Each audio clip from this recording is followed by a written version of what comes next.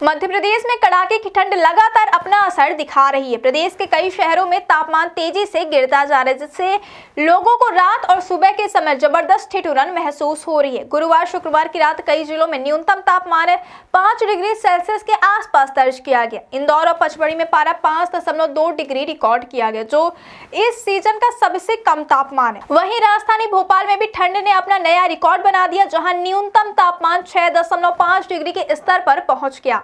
ग्वालियर में 9.1 डिग्री, उज्जैन में 9 डिग्री और जबलपुर में 8.4 डिग्री की बर्फीली ठंड हवा दर्ज की गई। मौसम विभाग के मुताबिक बीती रात प्रदेश के अधिकतर शहरों का तापमान 10 डिग्री से नीचे रहा। सबसे कम तापमान राजगढ़ के सिचौरा क्षेत्र में 5.2 डिग्री रिकॉर्ड किया गया। नौगांव में पारा 6.4 डिग्री रहा, जबकि उमरिया में 6.6 डिग्री, रीवा में 7 डिग्री, मलाजखंड में 7.2 डिग्री और मंडला में 7.6 डिग्री तक पहुंच गया। रायसेन, शिवपुरी और नरसिंहपुर में न्यूनतम तापमान 8 डिग्री दर्ज किया गया। बैतूल में 8.5 डिग्री, जबकि छिंदवाड़ा और खजुराहो में 9 डिग्री पारा रुक गया।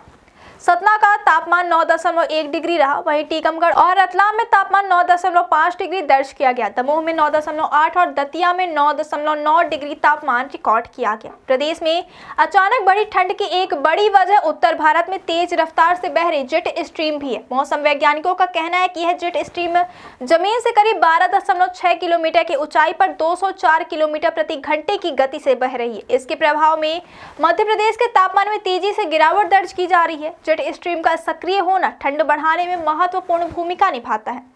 विशेषज्ञों के मुताबिक इसकी रफ्तार फिलहाल 222 किलोमीटर प्रति घंटे तक पहुंच रही है, जिससे यह स्पष्ट है कि प्रदेश में ठंड का असर अभी और बढ़ सकता है। जेट स्ट्रीम उत्तर भारत के मैदानी क्षेत्रों में सक्रिय है और इसके कारण शुक्रवार को भी शीतलहर का अलर्ट जारी किया गया। जेट स्ट्रीम वास्तव में है क्या और इसे लेकर आमतौर पर लोग उत्सुकता जताते हैं। मौसम विभाग बताता है कि जेट स्ट्रीम ऊपरी वायुमंडल में चलने वाली अत्यधिक तेज हवाएं होती है, जो वायुमंडलीय परिस्थितियों को काफी प्रभावित करती है।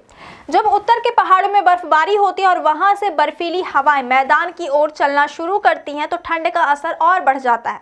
अगर उसी समय जेट स्ट्रीम भी सक्रिय हो जाए तो सर्दी अचानक कई गुना बढ़ जाती। इस वर्ष प्रदेश में यही स्थिति देखने को मिल रही है। पहाड़ों में बर्फबारी, उत्तर से आने वाली ठंडी हवाएं और तेज रफ्तार जेट स्ट्रीम, इन तीनों ने मिलकर सर्दी को चरम पर पहुंचा दिया। उत्तर भारत में हाल ही में हिमाचल प्रदेश, जम्मू कश्मीर और उत्तराखंड में भारी बर्फबारी हुई, जिसकी वजह से हवा की दिशा उत्तरी हो गई। इन क्षेत्रों से आने वाली बर्फीली हवा सीधे मध्य प्रदेश के मौसम को प्रभावित कर रही है। यही कारण है कि प्रदेश में शीतलहर की स्थिति बनी हुई है और तापमान लगातार सामान्य से नीचे दर्ज हो रहा है।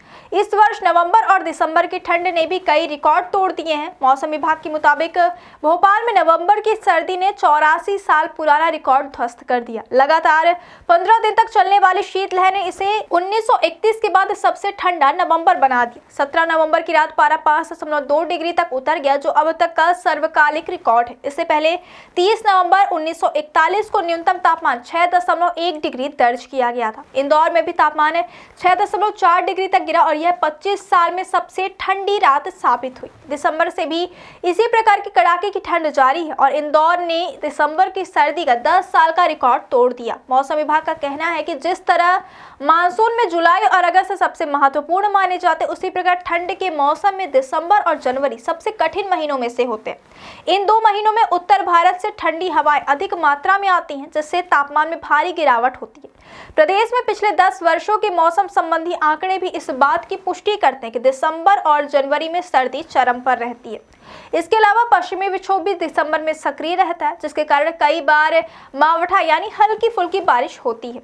मावठा होने से दिन में भी ठंड का एहसास बढ़ जाता है और मौसम और सर्द हो जाता है। इन सभी कारणों के चलते मध्य प्रदेश में ठंड का दौर फिलहाल जारी रहेगा। मौसम विभाग ने शीतलहर का अलर्ट जारी करते हुए नागरिकों को सतर्क रहने, जरूरी सावधानियां अपनाने और रात के समय विशेष रूप से सतर्क रहने की सलाह दी है। ठंड के इस दौर में लोगों को स्वास्थ्य का विशेष ध्यान रखने की आवश्यकता है, क्योंकि तापमान में लगातार हो रही गिरावट से संक्रमण और बीमारियों का खतरा और भी बढ़ जाता है।